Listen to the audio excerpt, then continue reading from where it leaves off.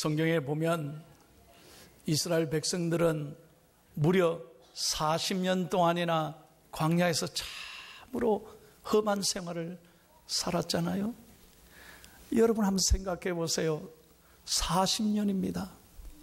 얼마나 힘들었을까요?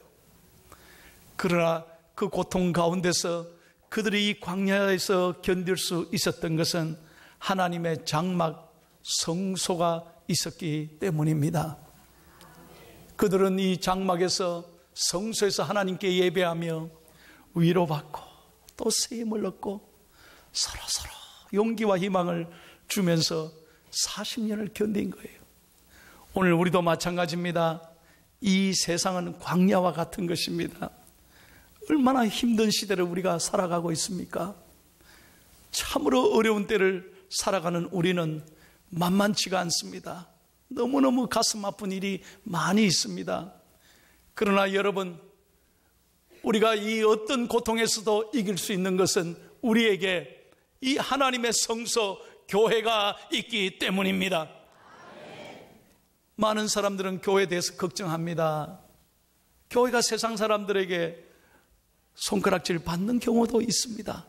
목회자로서 참 눈물이 나고 가슴 아프고 무한한 책임감을 느낍니다. 그러나 여러분 기억하십시오.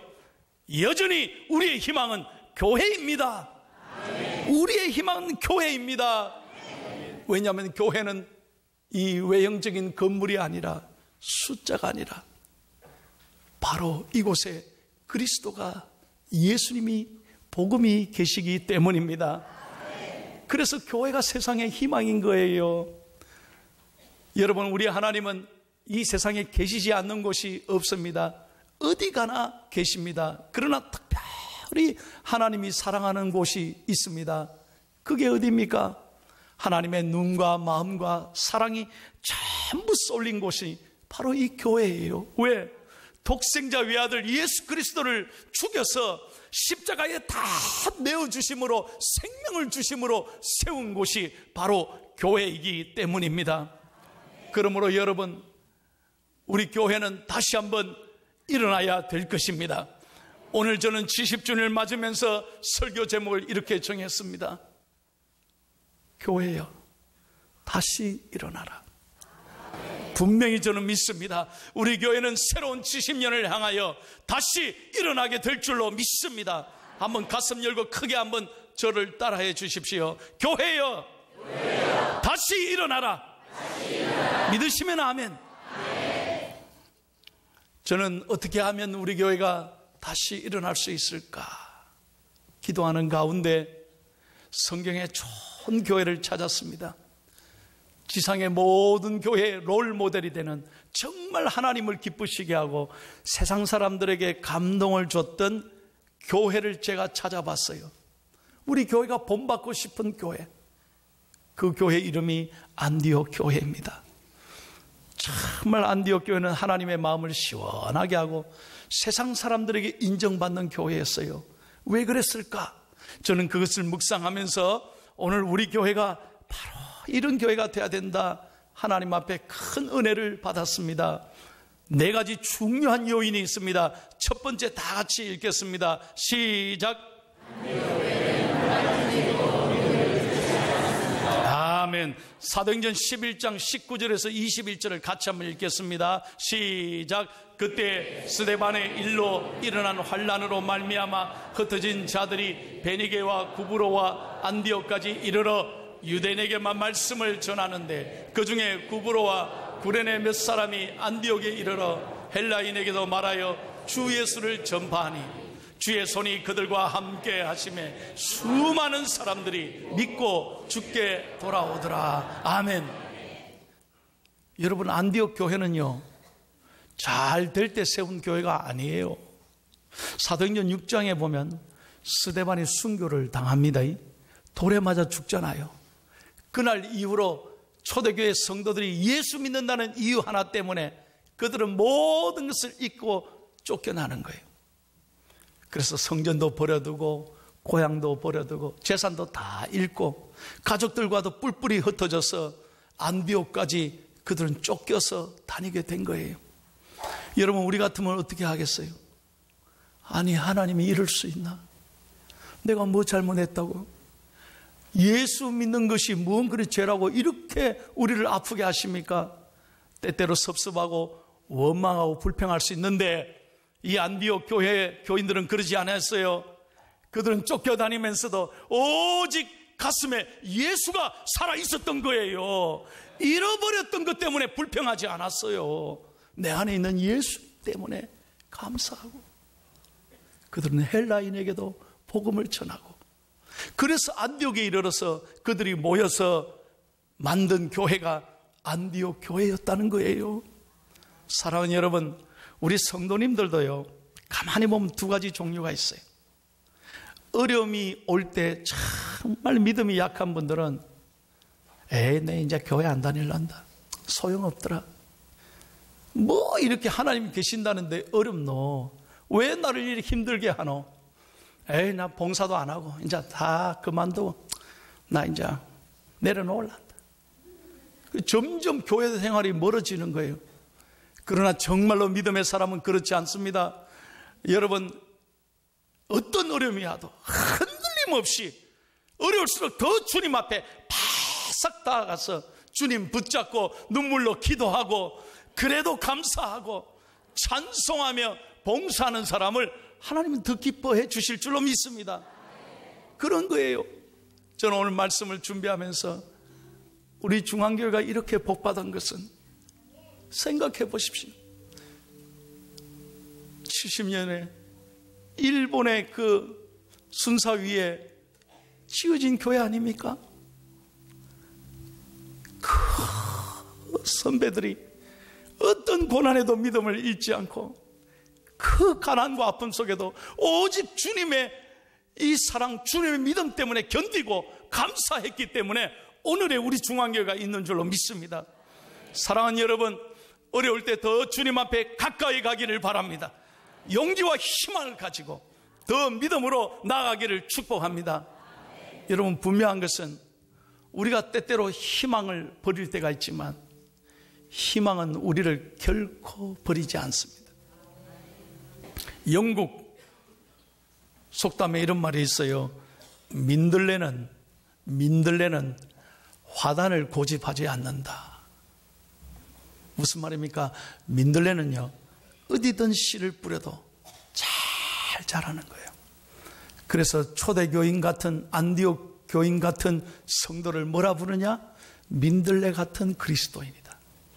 여러분, 민들레처럼 어디에 어떤 상황에도 잘 견디고 믿음으로 꽃을 피고, 다시 한번 믿음으로 꽃을 피우고 열매 맺는 복 있는 그리스도인이 되기를 축복합니다. 뿐만 아닙니다. 한 가지 더 기억할 게 있어요. 그들은 믿음을 잃지 않았을 뿐 아니라 어려울 때일수록 더 사랑했어요. 여러분, 어려울 때 누군가 옆에서 내 손을 잡아주고 격려한다면 우리는 반드시 일어서게 될 줄로 믿습니다. 다 어려운 때잖아요. 교회가 중요한 게 뭐냐? 나를 위해 기도하는 사람이 있다는 거예요. 나 혼자가 아니에요. 교회 와서 서로 손을 잡고 격려하며 말 한마디라도 따뜻한 위로를 해줄 때 우리는 이 교회 예배하면서 세상이 줄 수 없는 위로와 기쁨을 맛보게 되는 줄로 믿습니다. 안디옥 교회가 그랬기 때문에 하나님이 축복해 주신 거예요. 여러분, 저는 이번 추석 명절을 지내면서요, 뉴스를 보는데 아주 중요한 한 가지 배웠어요. 이 뉴스 시간에 명절을 보내면서 한복을 입고요, 널뛰게 하는 장면을 보여주더라고. 내가 평소 같으면 그냥 지나갔어요. 그런데 그때 잘 보니까요, 자기가 뛰기 싫어서요, 별로 안 뛰면요, 이러면 상대방도 별로 못 뛰어요. 그럼 나도 별로 못 올라가. 그런데요, 내가 높이 올라가면 어떻게 해야 되느냐? 상대방을 힘있게 띄워줘야 돼. 뭔 말인지 알아들어요? 내가 열심히 이렇게 뛰니까 상대도 쫙 올라가더니요, 탁 내려와서 나를 착 올려주는 거예요. 아이고, 썰렁했습니까? 은혜 되시면 아멘. 그러니까 칭찬과 격려가 얼마나 중요한지 몰라요. 내가 잘 되기 위해서는 남도 칭찬을 많이 해줘야 돼요. 여러분, 저는 대한민국 뉴스를 보면 가슴이 아파요. 매일매일 여야가 뭐합니까? 싸움하는 거예요. 우리나라가 지금 얼마나 정치, 경제, 안보 이 모든 면에서 정말 어려운 때인데 이 정치인들은 맨날 저끼리 싸우는 거예요. 그래서 누군가 그러잖아요. 대한민국은 정치만 잘 되면 다 잘 된다. 왜 이런 말이 나옵니까? 저는 그걸 보면서 가슴이 아프더라고요. 사랑하는 여러분, 그렇습니다. 우리 가정도, 우리 교회도, 우리의 모든 인간관계도 내가 잘 되기 위해서는 상대를 잘 축복하고 격려하고 칭찬하면 나도 잘 되는 거예요. 이런 사회가 될 때 대한민국은 더 건강하고 좋은 사회가 될 줄로 믿습니다. 두 번째입니다. 한번 2번을 같이 읽겠습니다. 안디옥 교회가 왜 축복받았느냐? 시작. 예, 안디옥 교회가 부흥했던 건요, 말씀에 있었어요. 다른 게 아닙니다. 시설이 아닙니다. 제도가 아닙니다. 사도행전 11장 26절을 같이 한번 읽겠습니다. 시작. 만남에 안디옥에 데리고 와서 둘이 교회에 1년간 모여있어 큰 무리를 가르쳤고 제자들이 안디옥에서 비로소 그리스도인이라 일컬음을 받게 되었더라. 여러분, 이 말씀 보세요. 둘이 누구냐 하면요, 예루살렘 교회가 가만히 보고를 들으니까 안디옥 교회가 어려운데 세워져가지고 부흥한다 이거예요. 그럼 그들이 지도자가 없을 거 아니에요. 그래서 누구를 보냈느냐? 바나바를 보냈어요. 근데 바나바가 혼자 간 게 아니에요. 혼자서 할 수가 없잖아요. 그래서 누구를 데리고 갔느냐? 사울을 데리고 와서 훗날 바울인 거죠. 그래서 바나바와 바울이 1년 동안 안디옥에서 말씀을 가르쳤을 때 교회가 든든히 섰고 세상 사람들이 안디옥 교인 보고 뭐라고 불렀다고요? 그리스도인이라 불렀다 이 말이에요. 이건 우리가 부른 게 아니에요. 세상 사람들이 인정했단 말이에요. 자, 예수 믿는 사람 다르다. 저렇게 정말 잘 사는구나. 뭔가 우리하고 다르구나. 그 비결이 어디 있었어요? 온 교인들이 말씀 앞에 나갔을 때 삶이 변화되고 은혜가 임하고 놀라운 열매를 맺게 된 줄로 믿습니다. 그러므로 우리도 종교개혁 500년을 맞으면서 여러분, 교회가 일어나기 위해서는 무엇부터 해야 되느냐? 말씀 앞에 돌아가야 되는 줄로 믿습니다. 우리 교회가 70주년을 맞으면서 말씀 암송하자, 제자 양육하자. 왜 이런 걸 합니까? 왜 수요일마다 말씀 사경으로 우리가 말씀 앞에 서자고 이럽니까? 교회를 세우는 것은 다름이 아닙니다. 말씀 앞에 나갈 때 하나님께서 우리 교회를 더욱 만져주시고 새롭게 해주시고 은혜 가운데 서게 해주실 줄로 믿습니다. 여러분, 이 사람 얼굴 한번 보세요. 이분 아십니까? 젊은 사람들은 금방 아는데 여러분은 좀 자세히 보시네. 안녕하세요, 임재범입니다. 이분이 대한민국 최고의 가수입니다. 감성 보컬 가수예요. 임재범 씨. 노래는 기가 막히게 잘합니다. 이분이 윤복희 씨의 여러분이란 노래를 부르는데 윤복희 씨가 울었다는 거 아니에요. 자기보다 세상에 이렇게 잘 부르는 가수는 처음이다. 아유, 여러분은 성경만 읽는다고 그건 잘 모르는.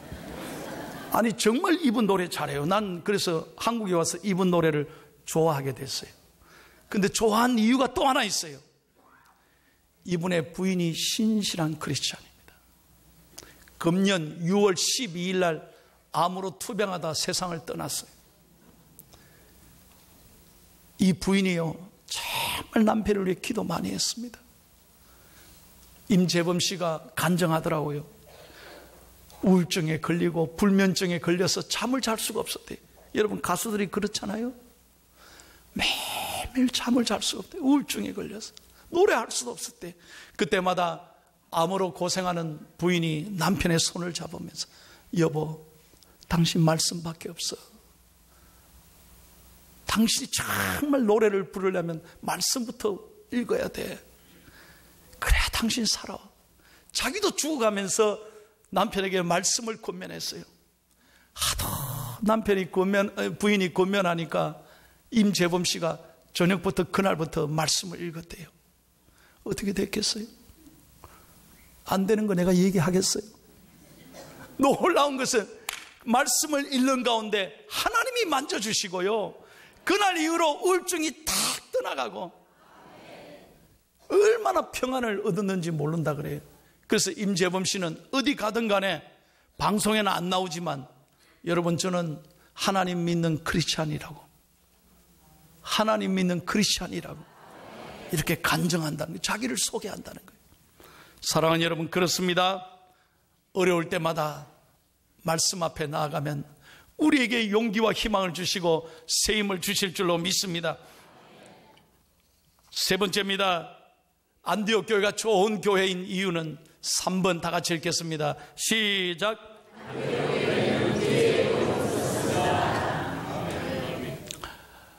여러분, 이 안디옥 교회가 참 장점이 뭐냐?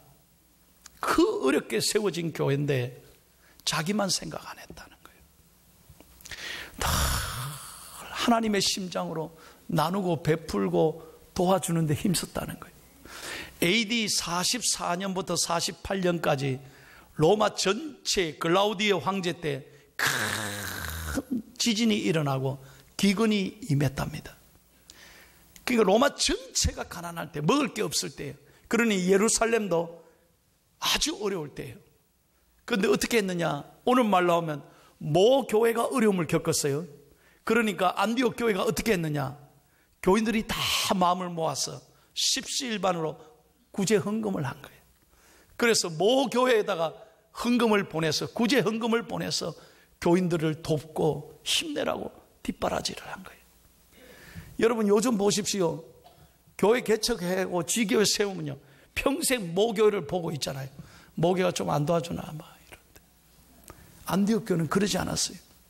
모교회가 어려움을 겪으니까 자기들 거 아껴서 자기들만 위한 게 아니라 다 내어서 모교회 살리자. 그래서 예루살렘 교회를 도왔다니까요. 역사에 보면 얼마나 좋은 교회예요. 그러니까 하나님이 감동받으시고 이 교회를 복을 주신 거예요.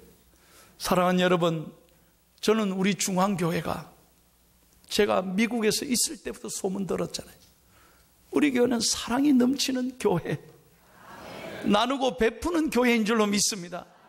지금까지도 좋은 교회였습니다. 그러나 70주를 맞으면서 더욱 세상 속에 들어가서 이웃과 함께 아픔을 나누고 베풀 때 하나님은 복을 주실 줄로 믿습니다. 여러분, 똑같은 거예요. 인생도 똑같고 교회도 똑같아요. 움켜쥐어 보세요. 어렵다고 해서 나만 살아야 돼요. 안 돼요. 어쨌든 내가 살아야 돼요. 움켜쥐면요, 희한하게 날아가 버려요. 다 내게 될 것 같죠?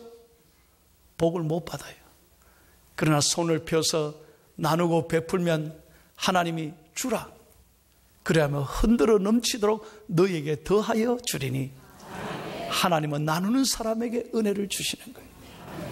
제가 목사로서 임종을 많이 봅니다. 임종할 때 대부분 사람들이 뭐라고 눈물을 흘리고 후회합니까? 주님, 내가 좀 더 나눌 걸, 좀 사랑할 걸, 좀 좋은 일 많이 할 걸. 대부분 세상 떠나면서 후회하시더라고요. 그러므로 우리 중앙의 성도들은 후회 없는, 늘 어렵고 힘들지만 더 어려운 이웃들을 생각하며 나누고 베푸는 좋은 교회, 좋은 성도 되기를 예수님의 이름으로 축원합니다. 마지막으로 안디옥 교회는 어떤 교회냐? 선교에 앞장서는 교회였습니다. 오늘 본문입니다. 읽고 마치겠습니다. 사도행전 13장 1절에서 3절을 다 함께 읽습니다. 시작. 안디옥 교회에 선지자들과 교사들이 있으니 곧 바나바, 니게르라 하는 시므온과 구르네 사람 루기오와 분봉한 헤롯의 젖동생 마나인과 및 사울이 주를 섬겨 금식할 때 성령이 이르시되 내가 불러 시키는 일을 위하여 바나바와 사울을 따로 세우라 하시니 이에 금식하며 기도하고 두 사람에게 안수하여 보내니라. 은혜 되시면 아멘. 여러분 잘 보십시오.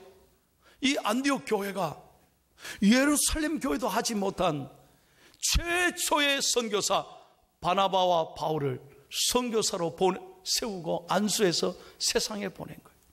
근데 누가 보냈습니까? 자기들의 회의에 결정하고 보냈습니까? 야, 이제 우리 선교하자. 그동안 돈 준비했으니까 이제 우리 계획대로 선교하자. 그게 아니라니까요. 성령님이 말씀하셨어요. 성령님이 보내라 하니까 순종하고 두 사람을 세워서 안수하여 보냈다 이 말이에요. 그러니까 하나님이 역사의 복을 주시는 거 아니겠습니까? 분명히 알아야 됩니다. 준비되면 갇히면 선교하자. 아닙니다. 성경을 보시라니까. 순종하면 하나님이 채워주실 줄로 믿습니다. 여러분, 선교는요, 내가 있어서 하는 게 아니에요. 우리가 마음만 가지면, 우리가 하나님의 마음으로 순종하면 하나님이 채워주신다니까요. 안디옥 교회가 그런 교회였기 때문에 하나님이 역사의 대대로 복을 주셨다니까요. 여러분에게 마지막 설교를 마치면서 이 얘기를 드리고 싶어요. 저는 간혹 서울에 올라가면 옛날부터 제가 성산동에 살았습니다. 성산동은 합정동 바로 옆에 있습니다. 그러면 합정동이 뭐가 있느냐? 그 양화대교인데 그 밑에 우리 외국인 선교사 묘지가 있습니다. 여러분들이 꼭 한번 가보시길 제가 권면합니다. 여러분, 우리나라가 이 130년 만에 이렇게 잘 사는 이유가 있습니다. 우리가 잘나서가 아닙니다. 꼭 아셔야 됩니다. 우리가 무슨 힘이 있었습니까? 130년 전 이 조선이 얼마나 가난하고 무식하고 얼마나 암흑천지였습니까? 그런데 하나님은 이 조선을 기억하시고 귀한 선교사들을 이 땅에 보내주신 거예요. 그 선교사의 묘지를 한번 돌아보면 참으로 눈물이 납니다. 어떻게 이 땅에 와서 이들이 생명을 바쳤을까? 내 자신을 돌아보면 너무너무 하나님 앞에 정말 부끄러운 게 많이 여겨지고 또 새로운 힘을 얻는 거예요. 그 중에 한 분을 소개하겠습니다. 루비 캔드릭 선교사입니다. 미국 사람입니다. 텍사스가 고향입니다. 미국의 최고의 명문대학을 나왔습니다. 1883년생입니다.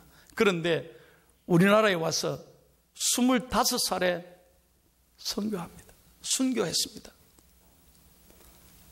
1년 만에 세상을 떠났습니다. 이 땅에 와서 급성 맹장염이 걸려서 치료를 못 받아서 이 땅에 복음을 전하다가 이 아가씨가 선교하다가 그냥 세상을 떠난 거예요. 여러분, 이분의 묘비 앞에 이렇게 써 있습니다. If I had 1,000 lives to give, Korea should have them all. 무슨 말입니까? 하나님이 나에게 1,000개의 생명을 주신다 하더라도 나는 그것을 조선에게 다 바치리라.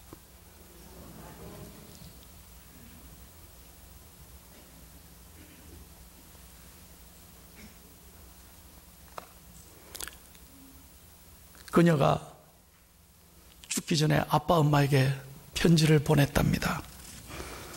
사랑하는 아빠 엄마, 어쩌면 이 편지가 마지막일지 몰라요. 제가 이곳에 오기 전 뒷뜰에 심었던 한 알의 씨앗이 자라서 이제 내년이면 온 동네가 꽃으로 가득하겠지요.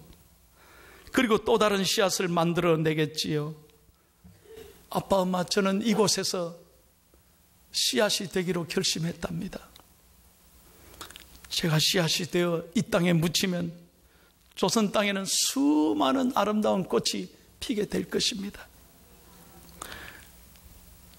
제가 조선을 향한 사랑이 아니라 하나님이 이 조선을 얼마나 사랑하는지 알았기 때문입니다. 내 마음, I love you. See you in heaven again. 이 편지가 부모에게 전해지게 되고 부모들이 눈물로 딸을 그리워하면서 이 편지가 미국 전역에 공개되었습니다. 이 편지를 받아보고 수많은 미국의 젊은 선교사들이 그때부터 조선으로 가자, 조선에 가자.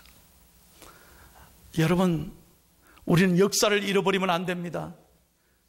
130년 전에 이 땅에 이런 선교사들의 사랑이 있었기 때문에 이 가난한 땅 위에 교회가 세워졌고 학교가 세워지고 병원이 세워지고 오늘 하나님이 이렇게 대한민국을 축복해 주신 줄로 믿습니다. 이제 우리가 70년을 맞잖아요. 70이 되었으면 아버지의 뜻을 좀 알아야 되잖아요. 70이 되었어도 부모의 뜻을 몰라준다면 얼마나 불효자겠습니까?